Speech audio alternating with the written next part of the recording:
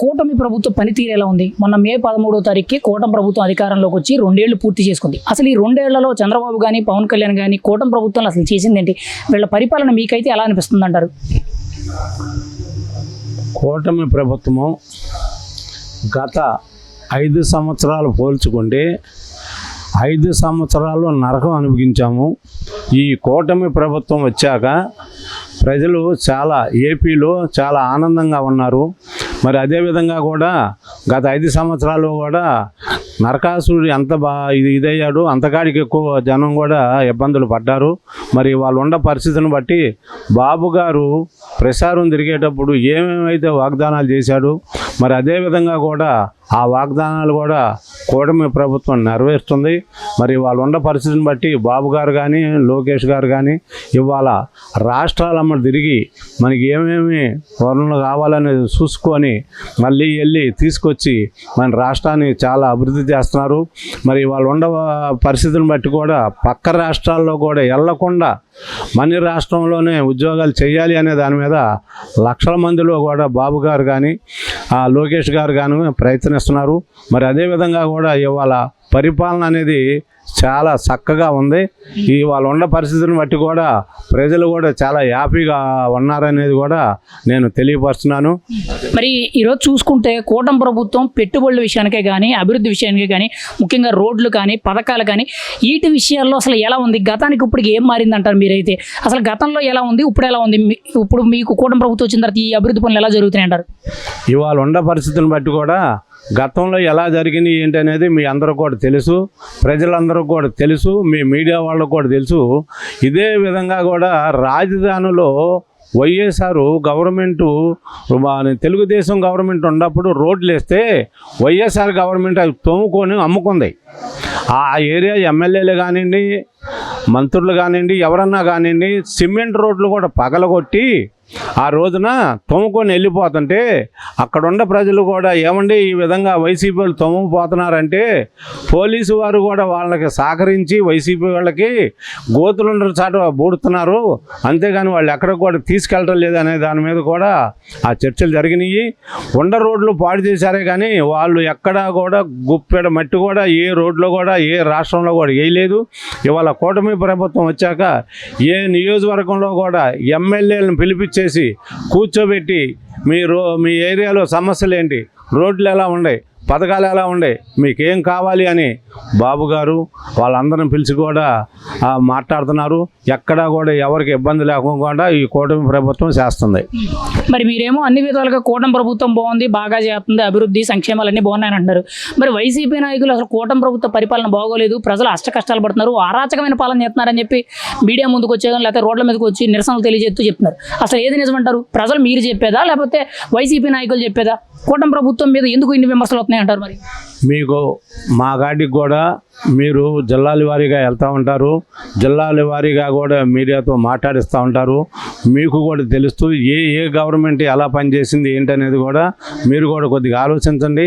ఇవాళ ఉన్న పరిస్థితిని బట్టి కూడా వైఎస్ఆర్ వాళ్ళు గతంలో చేశారు కనుక అదే విధంగా కనుక ఇప్పుడు కూడా చేస్తారని అనుకున్నారు. కానీ చంద్రబాబు నాయుడు గారు గత 5 సంవత్సరాలు కూడా వాళ్ళని పక్కన పెట్టేసేసి వాళ్ళ మాటలను కూడా పక్కన పెట్టేసేసి వాళ్ళను కూడా ఏ నిర్ణయాలు కూడా తీసుకున్నా కూడా బాబు గారు పని చేసుకునే పరిస్థితుల్లో ఆయన వెళ్తూ ఉన్నాడు. కూటమి ప్రభుత్వానికి గతంలో కూడా ఎలా ఉందో ఇప్పుడు కూడా అలా ఉంటుంది అనుకున్నారు. కానీ వాళ్ళకి వాళ్ళ పరిస్థితిని బట్టి కూడా కూటమి ప్రభుత్వం చేసేది వాళ్ళకి మింగుడు పడతలేదు. ఇక వైఎస్ఆర్ గవర్నమెంట్ అనేది లేదు. ఇక గతంలో కూడా ఏదో వాళ్ళు అనుకున్నారు కానీ వాళ్ళు వైఎస్ఆర్ గవర్నమెంట్ అంటే ఒక నీటిలో బుటక లాంటిది అది, అంతేగాని ఏమి లేదు. గవర్నమెంట్లో దమ్ము లేదు, ఎటోలాంటి వాళ్ళు వెళ్ళిపోవడానికి సిద్ధంగా ఉన్నారు. అది జగన్మోహన్ రెడ్డి కూడా తెలుసు. ఎటు వెళ్ళకుండా ఏదో ప్రెస్ మీట్ పెట్టి మేమే వస్తామని ఏదో కుంటి సాగులు చెబుతున్నాడే కానీ ఎక్కడ వచ్చే పరిస్థితి లేదు. కనీసం ఇంకా 5-6 టర్ములుగా ఈ కూటమి ప్రభుత్వమే పనిచేస్తుంది. ప్రజలందరూ కూడా ఇక్కడే జాబులు చేసుకుంటారు అనేది కూడా మరొకసారి తెలియపరుస్తున్నాను నేను. మరి కూటమి ప్రభుత్వం మీద చాలా ప్రధానంగా ఆరోపించే విషయం అమరావతిలో అభివృద్ధి జరగడం లేదు. అమరావతి అంతా అమరావతి ఒక బూటకం, ఒక స్కాము. అభివృద్ధి పేరుతో చంద్రబాబు మొత్తం దోచేస్తున్నారని చెప్పి చాలా ప్రధానంగా రీసెంట్ టైమ్స్ నుంచి 3 రాజధానులు అనే కాన్సెప్ట్ మీద మావిగన్ గురించి మాట్లాడినప్పటి నుంచి దాని గురించి మాట్లాడుతున్నారు. అంటే అమరావతి అంతా కూడా స్కామే జరుగుతుందంటారు. ఒక పబ్లిక్గా మీ ఒపీనియన్ ఏంటి? అసలు అమరావతిలో అభివృద్ధి జరుగుతుందా, అవినీతి జరుగుతుందా? మీరేమంటారు దీని మీద? ఇప్పుడు వాస్తవంగా చెప్పాలంటే దొంగోడు కూడా ఎదరోడు దొంగ అనుకుంటారు, మంచోడు ఏమనుకుంటారంటే ఎదరోడు కూడా మంచోడి కింద లెక్కేసుకుంటారు. ఇవాళ అమరావతి కాదు భ్రమరావతి అనేది గతంలో ఆ బొత్స సత్యనారాయణ ఉన్నాడు చూసారా, వాళ్ళు అన్న మాటలే కానీ వాళ్ళు ఏనాడు కూడా ఇక్కడ మనకి రాజధాని కావాలి, రాజధానికి ఇన్ని ఎకరాలు ఇచ్చేశారనే దాని మీద కూడా వాళ్ళు కూడా ఎక్కడ సంతృప్తిగా లేరు. వాళ్ళు గతంలో కూడా 3 ముక్కలు ఆట ఆడారు, 3 సార్లు పెట్టాలన్నారు కానీ ఒక్కసాట ఏడవలేక 3 సార్లు ఏడుతారంట వైసీపీ గవర్నమెంటు. ఇవాళ బాబు గారి పరిపాలనలో పెట్టుబడులు కోర్టులో వచ్చి పడిపోతున్నారు. కోర్టులో బాబు గారు వెళ్ళకపోయినా కూడా బాబు గారు టచ్లో ఉండి కూడా ఇతర స్టేట్లో వాళ్ళు కూడా వచ్చి మీకేం కావాలని వాళ్ళే మాట్లాడుతున్నారు. అదేవిధంగా కూడా ఇక్కడ ఉన్న పరిస్థితిని బట్టి కూడా రైతులు కూడా చాలా సంతృప్తిగా ఉండాలి.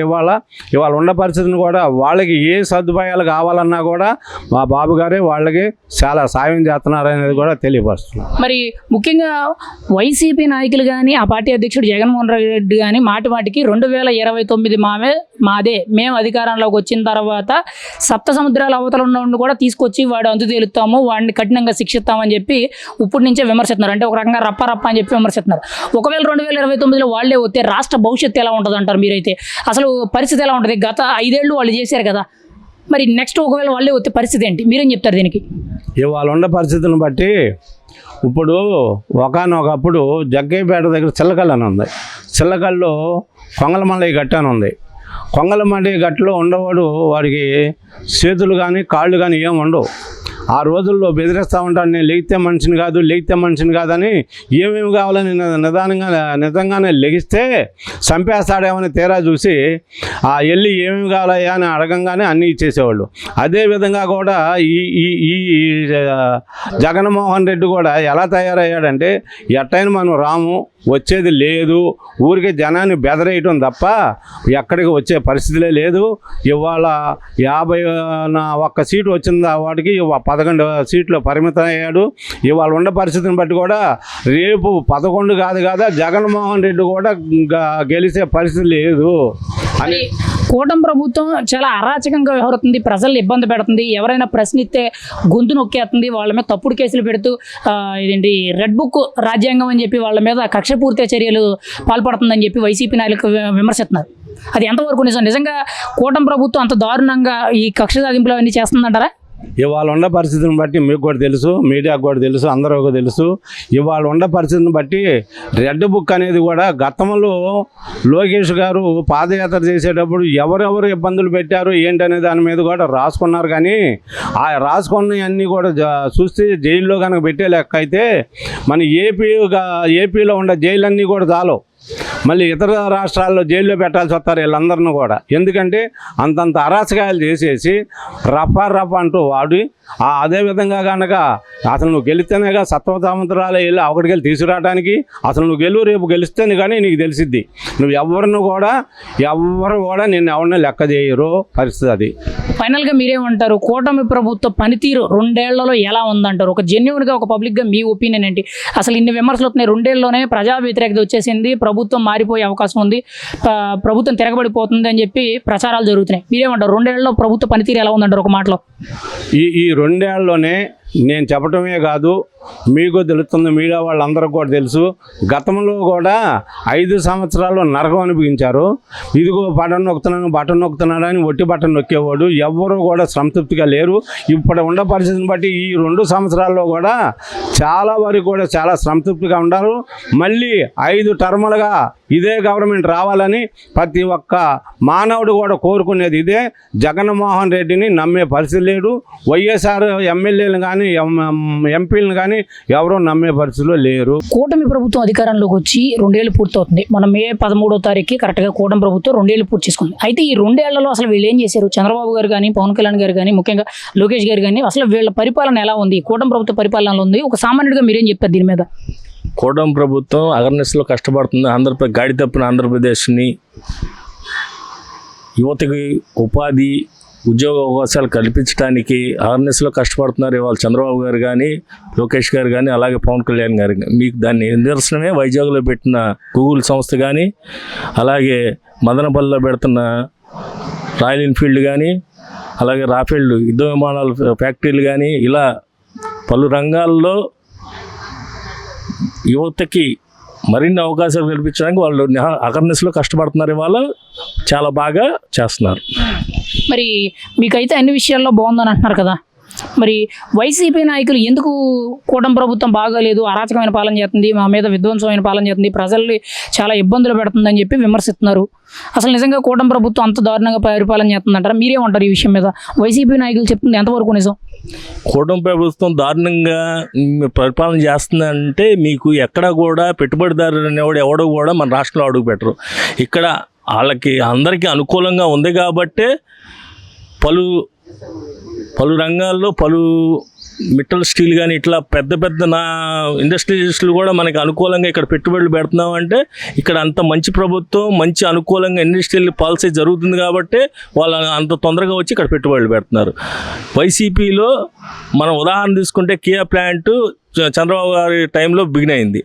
దాన్ని ఎస్టాబ్లిష్ చేస్తామని చెప్పి వాళ్ళు వచ్చి మళ్ళీ పెడతామంటే అక్కడ ఉన్న గోరంట్ల మాధవ్ అనే అతను వెళ్ళి ఎంత రచ్చ చేశాడో స్టేజ్ మీద మీరు చూస్తూ ఉన్నారు. ఒక వైసీపీ అధినాయకుడు అనేవాళ్ళు మీరు ఎందుకు అట్లా వెళ్ళి గొడవ చేస్తారు, మన రాష్ట్రానికి ఎలా పెట్టుబడులు వస్తాయి అని కూడా ఖండించలేదు. అది వాళ్ళకి ఉదాహరణ ఏంటంటే వీళ్ళు భవిష్యత్ తరాలని ఊహించుకొని 20 ఏళ్ళ ముందర ఆలోచిస్తారు, వీళ్ళు 20 ఏళ్ళు వెనక ఆలోచిస్తారు. వీళ్ళది ముద్ద పెట్టి వాడిని కొట్టండి రా అనే పాలసీ వీళ్ళది, ముద్ద మనం పెడదాము వీళ్ళకి ఉపాధి కలిగించాలనే పాలసీ వీళ్ళది. మరి ముఖ్యంగా ఈరోజు కూటమి ప్రభుత్వంలో పెట్టుబడులు వస్తున్నాయని మీరు అంటున్నారు, గత ప్రభుత్వంలో వెళ్ళిపోయాను అంటున్నారు. అసలు గత ప్రభుత్వంలో పెట్టుబడులు ఎంతవరకు వాళ్ళు ఆకర్షించారు? వీళ్ళు వచ్చిన తర్వాత అసలు పెట్టుబడులు ఎంతవరకు తీసుకొచ్చారు?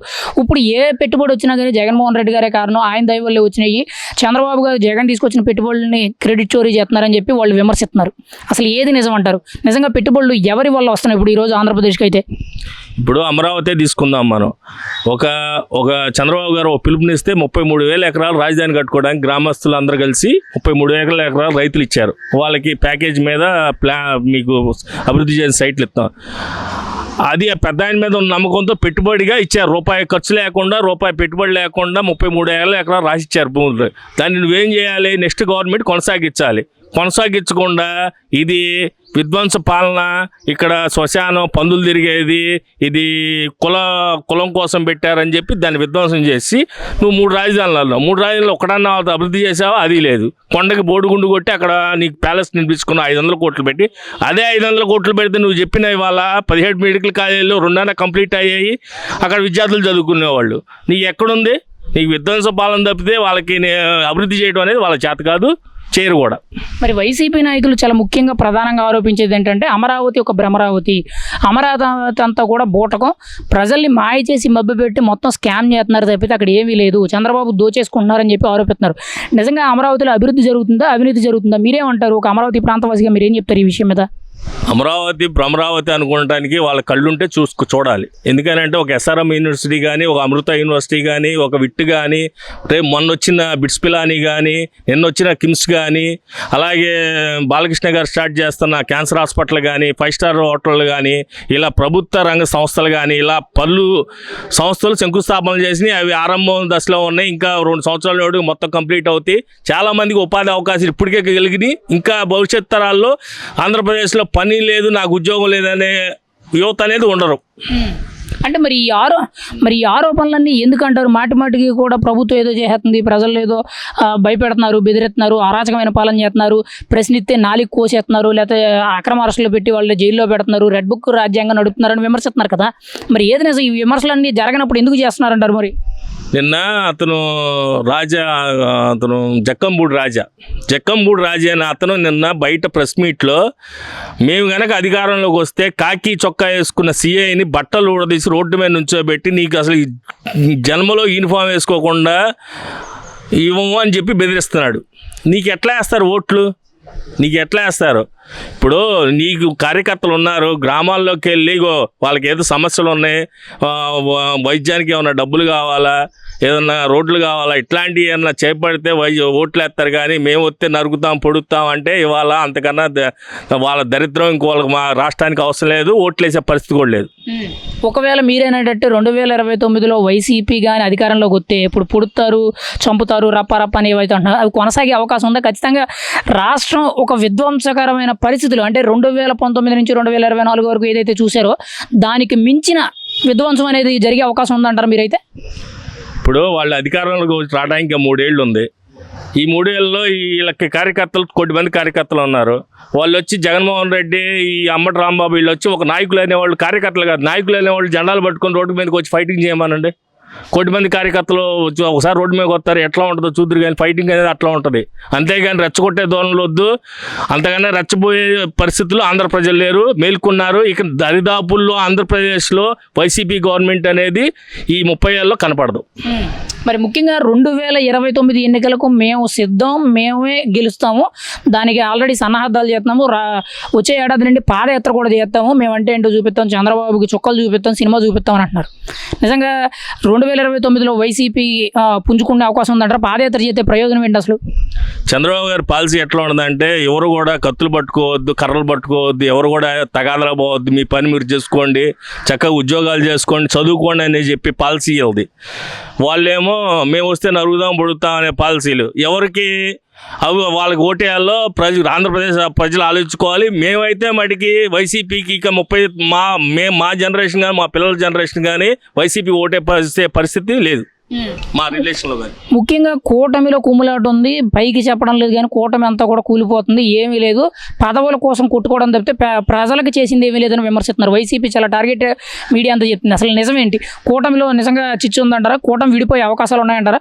ఒకవేళ విడిపోతే మళ్ళీ వైసీపీ దీని అధికారం ఒక ప్రధానమంత్రి మోడీ గారి ఆధ్వర్యంలో, చంద్రబాబు నాయుడు ఆధ్వర్యంలో, అలాగే పవన్ కళ్యాణ్ కూటమి చక్కగా వర్ధిల్లుతుంది.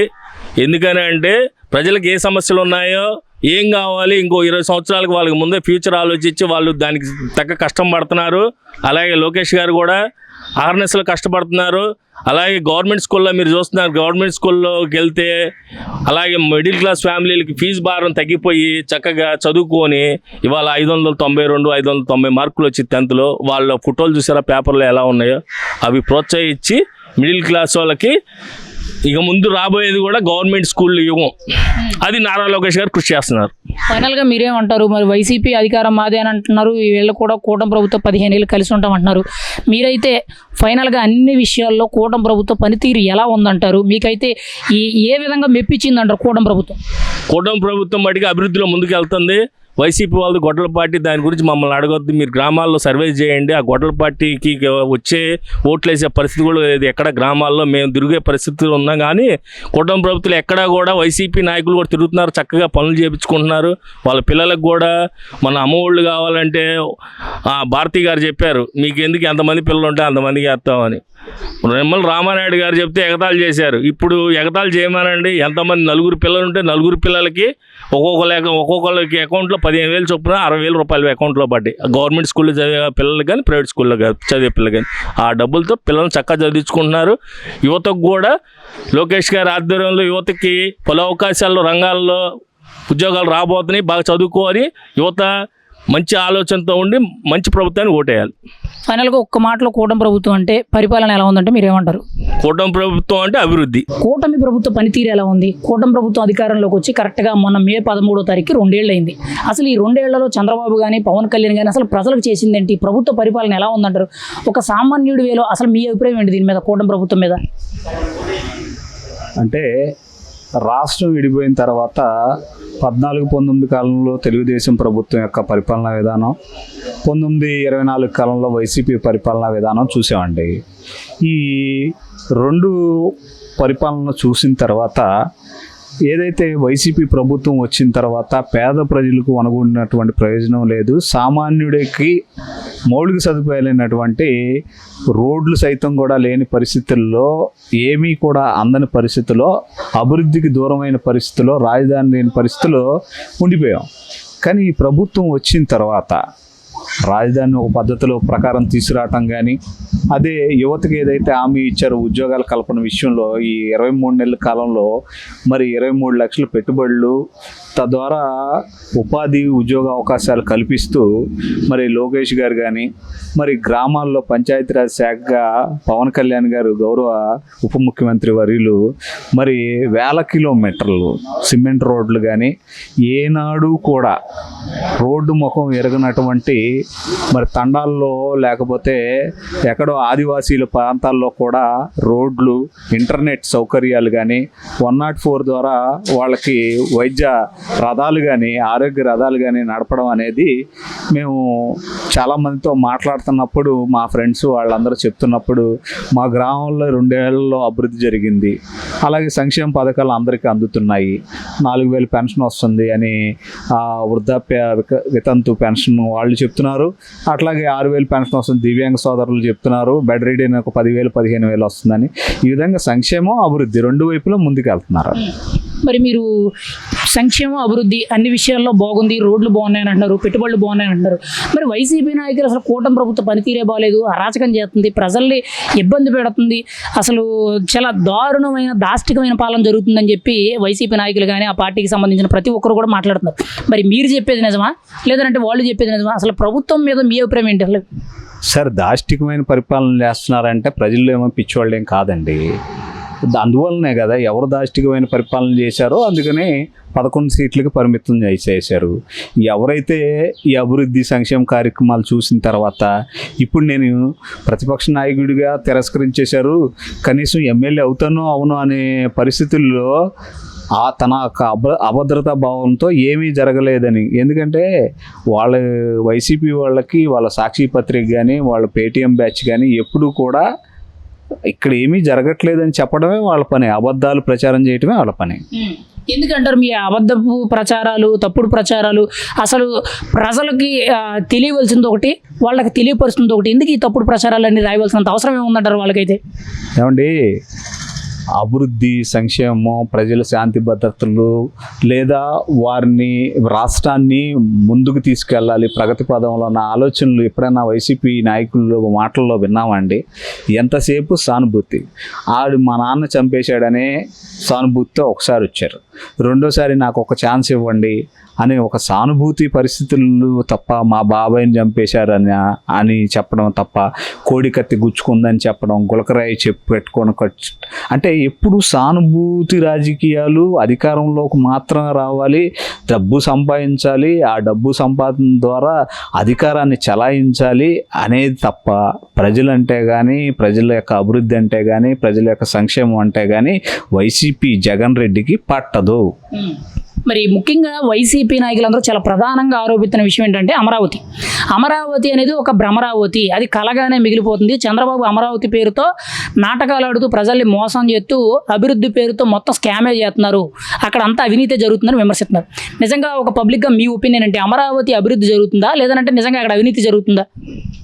ఏమండి, భారతదేశంలో ఉన్న 29 రాష్ట్రాల్లో ఆ రాష్ట్రానికి ఒక రాజధాని కావాలి.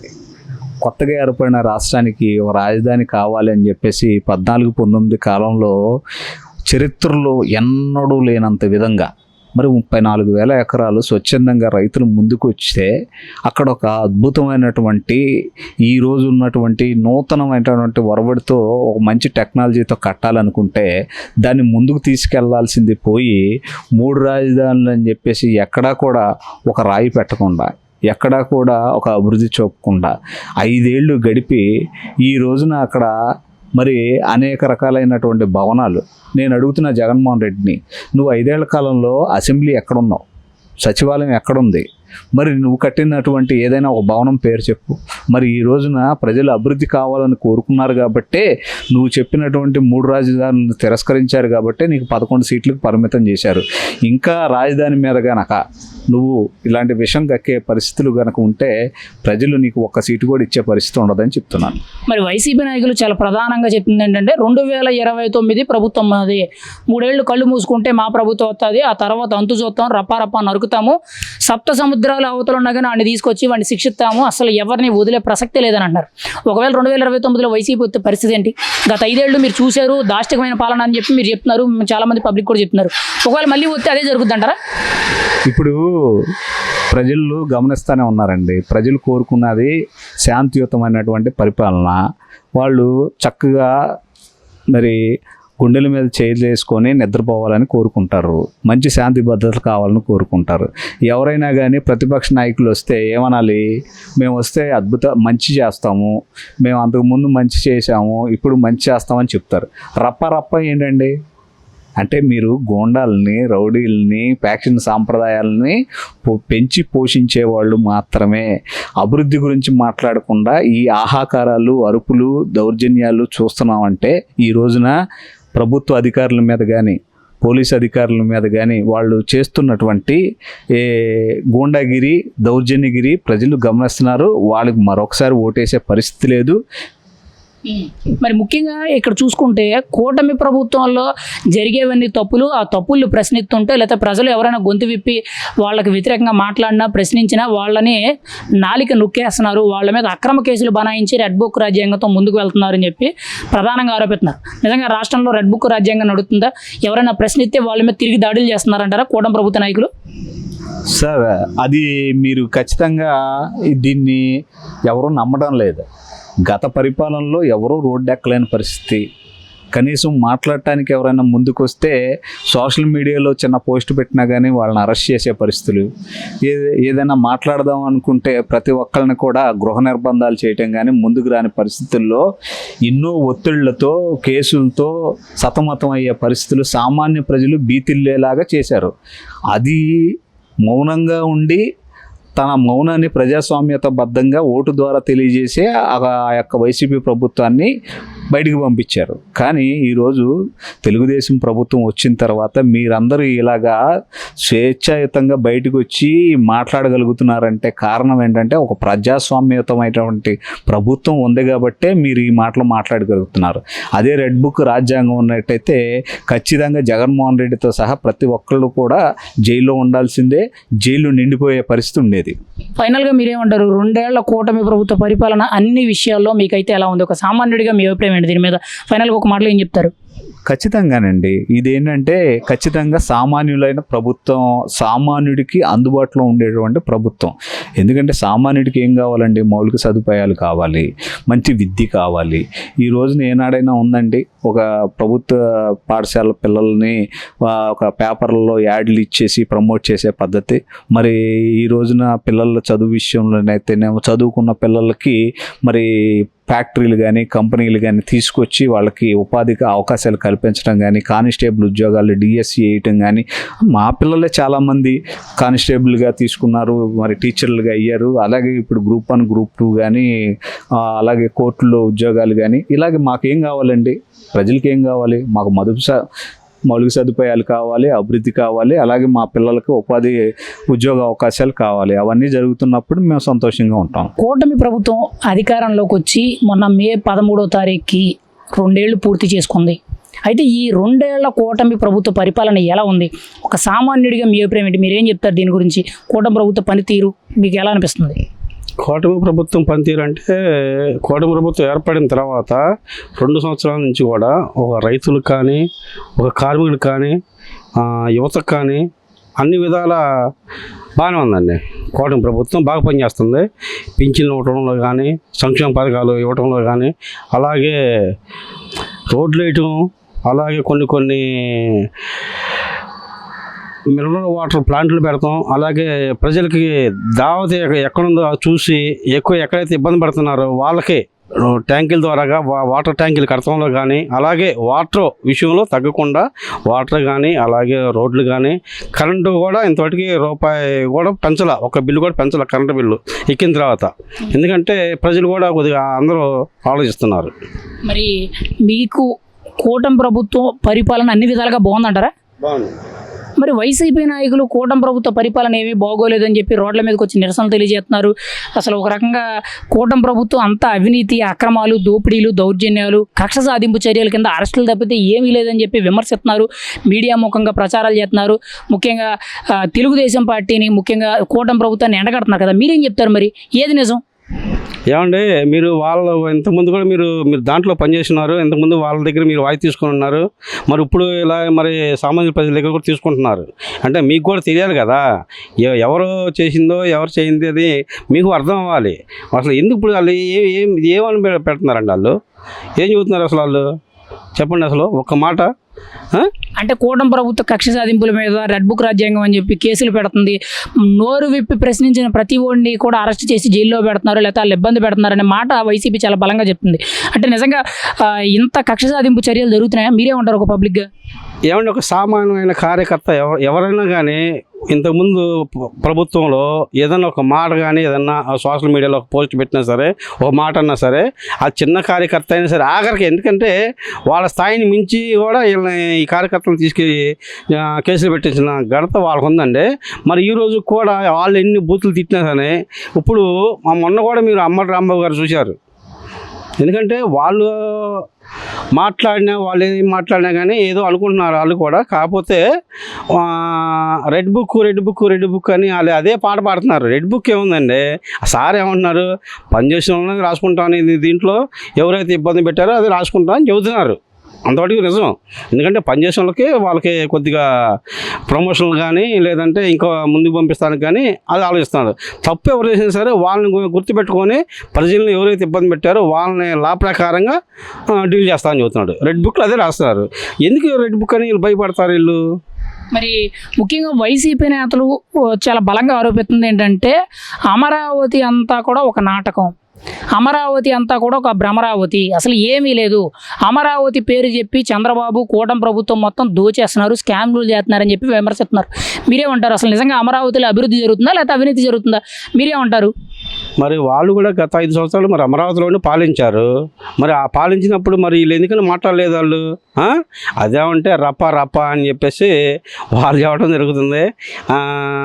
మీరు చూసే ఉంటారు, రప్ప అని చెప్పేసి మనం ఏదైనా కొత్త కారు ఏదైనా కొంటే నిమ్మకాయలు పెడతాం, వాళ్ళు తలకాయలు ఎక్కించి పోనిచ్చారు. అదేమంటే అసలు వాళ్ళని తీసుకెళ్ళి ఇంకేముంది వీళ్ళు తెలుగుదేశం పార్టీ వాళ్ళు చంపేశారని చెప్పేసి మళ్ళీ అది కూడా పొగరు లేపారు. జనం చూస్తున్నారు, మీడియా వచ్చింది, ఆయన తలకాయ మీద ఎక్కి ఈడ్చుకుంటూ తీసుకెళ్లారు. పైన కాన్వాయ్లో జగన్ గారు ఉన్నారు.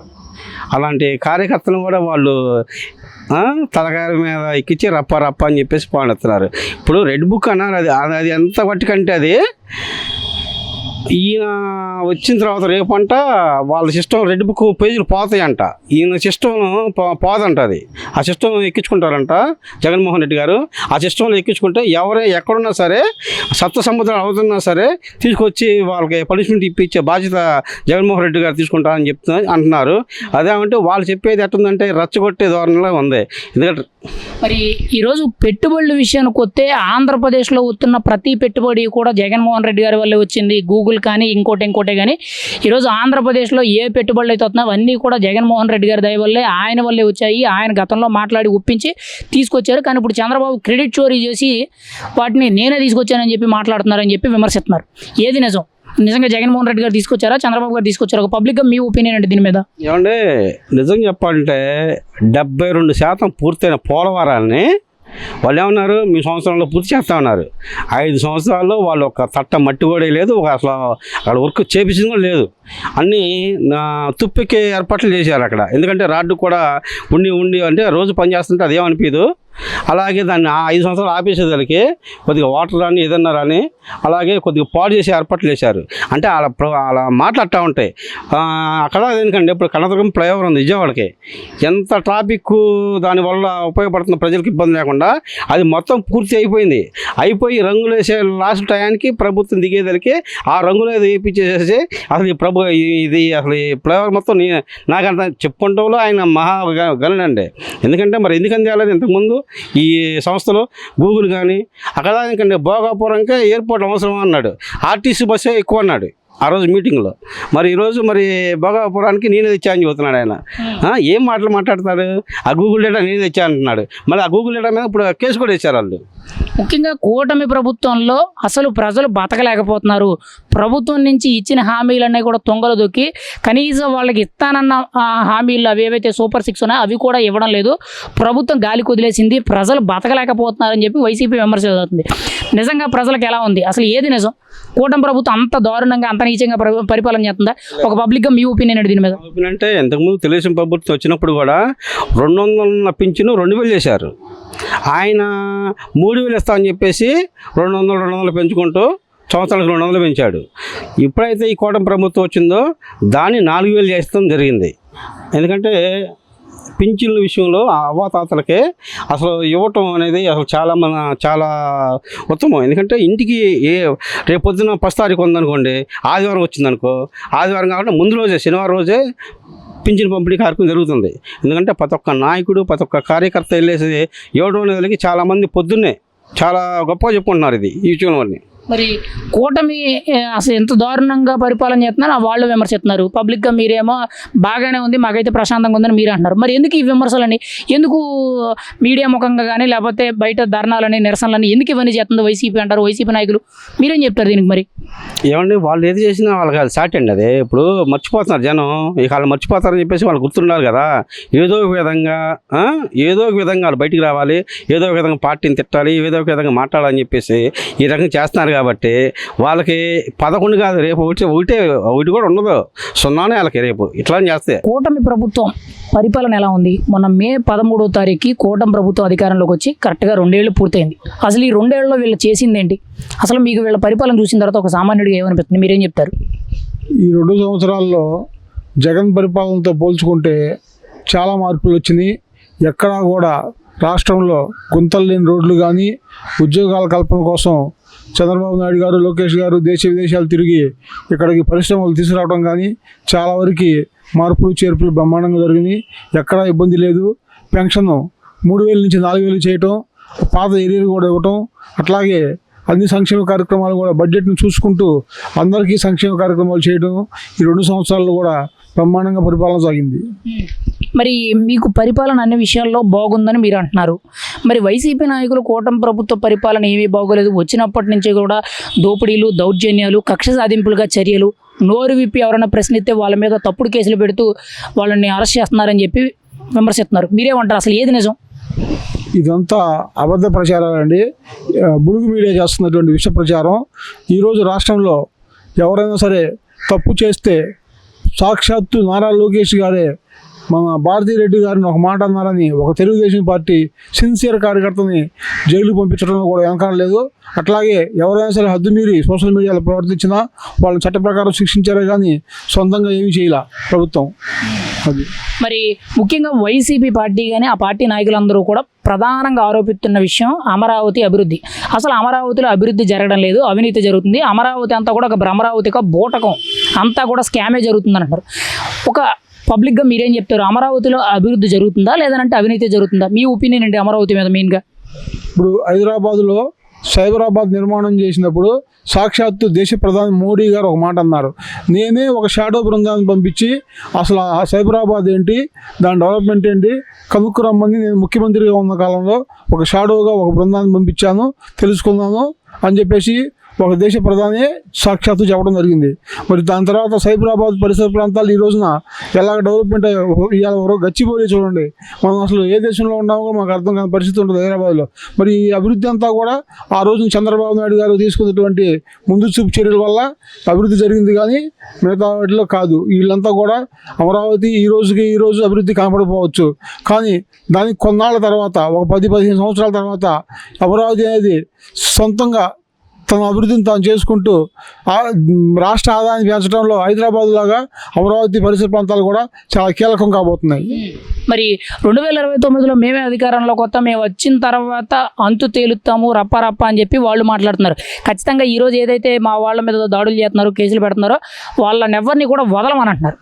ఏంటి 2029లో ఒకవేళ వైసీపీ వస్తే పరిస్థితి ఏంటి? వస్తే నిజంగా సప్త సముద్రాల అవతల ఉన్న వాళ్ళని కూడా తీసుకొచ్చి వాళ్ళని శిక్షిస్తామని మాట్లాడుతున్నారు. మీరేం చెప్తారు దీనికి? మరి ఈ రప్ప బ్లేడ్ చూసారా, తిరిగి వాళ్ళ తలకాయలని కోసేస్తుంది రప్ప బ్లేడు. ఏ రప్ప నినాదం అయితే ఉందో అది వాళ్ళ తలకాయలని కోసుకోవడానికి వాళ్ళే సెల్ఫ్గా సొంతంగా చేసుకుంటున్నారు తప్ప అలాంటివి ఏమి ఉండవు. 2029లో కూడా ఖచ్చితంగా కూటమి ప్రభుత్వం వస్తుంది. ఈ అభివృద్ధిని ఎక్కడైనా సరే అభివృద్ధికి జరగాలి అంటే ఖచ్చితంగా ఒక 15 సంవత్సరాల పాటు స్టేబుల్గా ఒకటే ప్రభుత్వం ఉండాలి. అది ఈ రోజున చంద్రబాబు నాయుడు గారు, పవన్ కళ్యాణ్ 3 వల్ల సాధ్యం అవుతుంది. కాబట్టి 29కి కూడా 32కి కూడా 34కి కూడా తెలుగుదేశం ప్రభుత్వం కూటమి ప్రభుత్వం గెలిచిద్ది. అభివృద్ధి ఎలా ఉండదో రాష్ట్ర ప్రజలకి చెప్తుంది, వైసీపీకి చెంపపెట్టులాగా ఉంటుంది.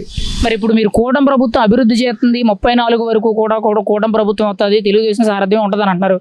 మరి ఇక్కడ వైసీపీ ముఖ్యంగా ఈరోజు ఆంధ్రప్రదేశ్కి వస్తున్న ప్రతి పెట్టుబడి కూడా మా వల్లే వచ్చింది. ముఖ్యంగా జగన్మోహన్ రెడ్డి గారు గతంలో మాట్లాడి ఒప్పించి తీసుకొచ్చారు. ఈరోజు చంద్రబాబు క్రెడిట్ చోరీ చేస్తున్నారని విమర్శిస్తున్నారు. అంటే ఏది నిజం? నిజంగా జగన్మోహన్ రెడ్డి గారు పెట్టుబడులు తీసుకొచ్చారా, లేదంటే ఇప్పుడున్న కూటమి ప్రభుత్వం ఈ పెట్టుబడులన్నీ కూడా తీసుకొచ్చి ఒక్కొక్కటి కూడా నిర్మిస్తుందంటారా? క్రెడిట్ చోరీ అనేది ఆయన చేసుకుంటున్నాడు. ఇప్పుడు వైజాగ్లో లూలు మాల్కి చంద్రబాబు నాయుడు గారు అధికారంలో ఉన్నప్పుడు స్థలం కేటాయించి దాన్ని తీసుకొచ్చారు. జగన్ వచ్చిన తర్వాత దాన్ని తరిమేశాడు లూలు మాల్ని. మళ్ళీ ఇప్పుడు కొత్తగా లూలు మాల్ మళ్ళీ ఆంధ్రప్రదేశ్లో స్థాపన కోసం దానిలో 2000 ఉద్యోగాలు వస్తాయి, ప్రత్యక్షంగా పరోక్షంగా 4500 మందికి ఉపాధి కలుగుతుంది, అది తీసుకొస్తున్నారు. అట్లా ఈరోజు వచ్చే ప్రతి కంపెనీని కూడా ఆయన క్రెడిట్ ఆయనకి తీసుకోవటం, ఇది నా వల్లే అంటాం. ఆ రోజునేమో ఒక పరిశ్రమ తీసుకోకుండా కోడిగుడ్డు మంత్రి ఆ రోజున ఈ కాలక్షేపం చేస్తా ఎంజాయ్మెంట్ మంత్రి పదవి ఎంజాయ్ చేశారు, కానీ రాష్ట్ర అభివృద్ధి కోసం ఎక్కడికక్కడ తిరగల. మరి ఈ రోజున ఒక్కొక్క పరిశ్రమ మరి ఎక్కడైతే ఏ యూనివర్సిటీలో అయితే చంద్రబాబు నాయుడు గారు బుల్లెట్ మీద తిరిగి ఇచ్చేశారో అదే బుల్లెట్ కంపెనీ మరి ఆ నియోజకవర్గాలు తీసుకొచ్చుకున్నాడు. అది ఇక్కడ కూటమి ప్రభుత్వం అంటే అది పరిశ్రమలు తీసుకురావడం. అది హోసూరు దగ్గర తమిళనాడు గవర్నమెంట్ దాన్ని నిర్మించాలని చెప్పేసి దీని వెనకమాల 5 సంవత్సరాలుగా జరుగుతూ ఉంది. అయినా కూడా చంద్రబాబు నాయుడు గారు దాన్ని చాకచక్యంగా హోసూరు నుంచి చంద్రగిరి మండలానికి కుప్పం దగ్గర ఉన్నటువంటి తిరుపతి సచ్చివేట్ దగ్గరికి ఆ ప్రాజెక్టుని తీసుకొచ్చారంటే ఇది పూర్తి క్రెడిట్ చంద్రబాబు నాయుడు గారికి వచ్చుద్ది. అది మరి ఇప్పుడు వైసీపీ నాయకులందరూ కూడా ప్రతిదానికి కూడా రోడ్డు మీకు వచ్చి మీడియా ముందు ధర్నా చేస్తున్నారు కదా. కూటమి ప్రభుత్వంలో ప్రజలు ఇబ్బంది పడుతున్నారు, రోడ్డును పడిపోతున్నారు, అసలు పథకాల పేరు చెప్పారు తప్పితే సూపర్ 6లో ఏమీ ఇవ్వడం లేదు, మొత్తం గాలికి వదిలేశారు, కటింగులు కోతలు ఎక్కువ ఉన్నాయి. నిజంగా గతం కంటే కూడా చాలా దారుణమైన పరిపాలన, వాళ్ళకంటే కూడా మేమే బెటర్ సుపరిపాలన చేసామని చెప్పి విమర్శిస్తున్నారు. ఇప్పుడు చాలా దారుణమైన పరిస్థితులు ఉన్నాయని అంటారు. నిజంగా పబ్లిక్గా మీకు ఎటువంటి పరిస్థితులు ఉన్నాయి, మీరేం చెప్తారు ఈ విషయం మీద? ఇప్పుడు ఎందుకు ధర్నా చేస్తారు? మీ భారతీ రెడ్డి గారు ఒక ప్రచారంలో ఇంటికి వెళ్ళి మీ ఇంట్లో ఎంతమంది బిడ్డలు ఉంటే అంతమంది బిడ్డలకు కూడా తల్లికి ఆ రోజున అమ్మఒడి ఇస్తా అన్నారు. మీరు ఇచ్చారా? ఇంట్లో ఒకరికి ఇచ్చారు. ఎంత లో బడ్జెట్లో ఉన్నా మీరు ఖజానాన్ని ఖాళీ చేసినా చంద్రబాబు నాయుడు గారు పూర్తిగా ఇంట్లో ఎంతమంది పిల్లలు ఉంటే అంతమంది పిల్లలకి వాళ్ళ తల్లికి వందనం వస్తూ ఉంది. మరి అది ఎవరు దానికి ధర్నా చేస్తారా? 3000 పెన్షన్ 4000 చేసి మరి 2-3 నెలలు ఫిబ్రవరి నుంచి కూడా ఏరియర్స్ ఇచ్చి వాళ్ళకి చాలా సంతోషాన్ని ఇచ్చారు. దానికి ధర్నా చేస్తారా? మత్స్యకారులకి ఈ రోజున వాళ్ళు ఒక 40 రోజుల పాటు వేటకెళ్ళకుండా ఉన్నందుకు వాళ్ళకి డబ్బులు వేస్తున్నారు, అందుకు ధర్నా చేస్తారా? మరి స్త్రీ శక్తి పథకం పెట్టి మహిళలందరికీ కూడా ఈ రోజున బస్సుల్లో ఉచిత ప్రయాణం చేశారు, దానికి ధర్నా చేస్తారా? లేదంటే ఆటో వాళ్ళకి ప్రతి నెల 15,000 రూపాయలు డబ్బులు వేస్తున్నారు ప్రతి సంవత్సరం, మరి దానికి ధర్నా చేస్తారా? మరి ఎందుకు ధర్నా చేస్తారు వీళ్ళు? మీకన్నా ఎక్కువ సంక్షేమ ఫలాలు ఈ రోజున ఎక్కడ అప్పు చేయకుండా స్వయంగా మనం కట్టుకున్న పన్నుల ద్వారా వచ్చిన డబ్బులతో ఈ రోజున గవర్నమెంట్ సంక్షేమ పథకాలు అందిస్తూ ఉంది. మరి వీళ్ళకి దేనికి ధర్నా చేస్తారు? ఎప్పుడైతే ఇక్కడ అప్పు చేయకుండా వీళ్ళు కూడా వాళ్ళకిలాగా తెలుగుదేశం వాళ్ళు కూడా అప్పు చేస్తే వాళ్ళ సంతోషం, అప్పు చేయకుండా మొత్తం ఎక్కడెక్కడ మనం కట్టిన పన్నుల ద్వారానే సంక్షేమ పథకాలు చేస్తున్నారు కాబట్టి వాళ్ళకి కడుపు మంట ఎక్కువైపోయి ధర్నాలు అవన్నీ చేస్తూ ఉన్నారు. మరి మీరు ప్రభుత్వం అన్ని విధాలుగా ఇంత బాగా చేస్తుంది, బాగానే ఉంది, సరిపడగా పథకాలు ఇస్తున్నారు, అంత బాగానే ఉందని అంటున్నారు. మరి వైసీపీ ఎందుకు ఈ ప్రచారాలన్నీ కూడా చేస్తుంది? ఈ మీడియా ముందుకు వచ్చే కానీ లేకపోతే రోడ్డు మీదకి వచ్చి నిరసనలు తెలియజేయడం ఇవన్నీ కూడా అంత దారుణంగా ఉన్నాయని చెప్పి ఎందుకు ఈ కూటమి ప్రభుత్వాన్ని టార్గెట్ చేసి మరి ఇన్ని విమర్శలు చేయాల్సినంత అవసరం ఉందంటారా? ఫైనల్గా అంత అవసరం లేదు. కాకపోతే ప్రతిపక్షంగా ఉన్నారు కాబట్టి మేము ప్రతిపక్షం ఉన్నాము అనిపించుకోవడానికి ఈ రోజున వైసీపీ ప్రభుత్వం వైసీపీ పార్టీ దానికి ముందుకు వచ్చింది. ఎప్పుడు ప్రతిసారి కూడా విష ప్రచారం చేస్తూనే ఉంది. సాక్షి మీడియాని అడ్డం పెట్టుకొని, కొన్ని బులుగు మీడియాని అడ్డం పెట్టుకొని, కొంతమందిని అడ్డం పెట్టుకొని విష ప్రచారం చేస్తూ ఉంది. ఎంత చేసినా కూడా ఈరోజు రాష్ట్రంలో మనం గుంతలు లేని రోడ్లు చూస్తూ ఉన్నాం. ప్రయాణం చాలా సులువుగా జరిగేలాగా, ఎప్పుడు గుంట పడినా కూడా వెంటనే పూర్తి చేయాలాగా ప్రభుత్వం ప్రత్యామ్నాయ చర్యలు చేపడుతూ ఉంది. ప్రతి సంవత్సరం R&Bకి కానీ ఫండ్స్ కేటాయించి గుంటలు లేకుండా ప్రభుత్వం చూస్తూ ఉంది. మరి ఆ సంక్షేమ పథకాలు, పెన్షన్లు కానివ్వండి, తల్లికి వందనం కానివ్వండి, స్త్రీ శక్తి కానివ్వండి, అట్లాగే మత్స్యకారులకు కానివ్వండి, ఆటో వాళ్ళకి కానివ్వండి, వాళ్ళకి టైలర్లకు కానివ్వండి, అందరికీ కూడా సంక్షేమ కార్యక్రమాలు వాళ్ళకి ప్రతి సంవత్సరం కూడా పథకాలు ఇస్తా కూడా నెంబర్ 1గా దూసుకుపోతుంది. కాబట్టి కొద్దిగా కడుపు మంట ఉండడం ఆ పార్టీకి సహజం. ఫైనల్గా మీరేమంటారు? కూటమి ప్రభుత్వ పరిపాలన ఒక మాటలో ఎలా ఉందంటారు మీరైతే? కూటమి ప్రభుత్వం సూపర్ హిట్ అండి. సూపర్ హిట్ కూటమి ప్రభుత్వం. గతంలో ఇవాళ సామాన్య మానవుడు న్యూట్రల్గా ఉండే పర్సన్స్ కూడా ఈ రోజున కూటమి ప్రభుత్వాన్ని శభాష్ అంటున్నారు. ఎందుకంటే చాలామంది తెలుగుదేశం అభిమానులు ఉండొచ్చు, జగన్ పార్టీ అభిమానులు ఉండొచ్చు, కానీ న్యూట్రల్గా ఉంటారు చూసారా, వాళ్ళ చేత కూడా శభాష్ అనిపించుకుంటున్న పార్టీ ఏది ఉందంటే ఎన్డీఏ కూటమి.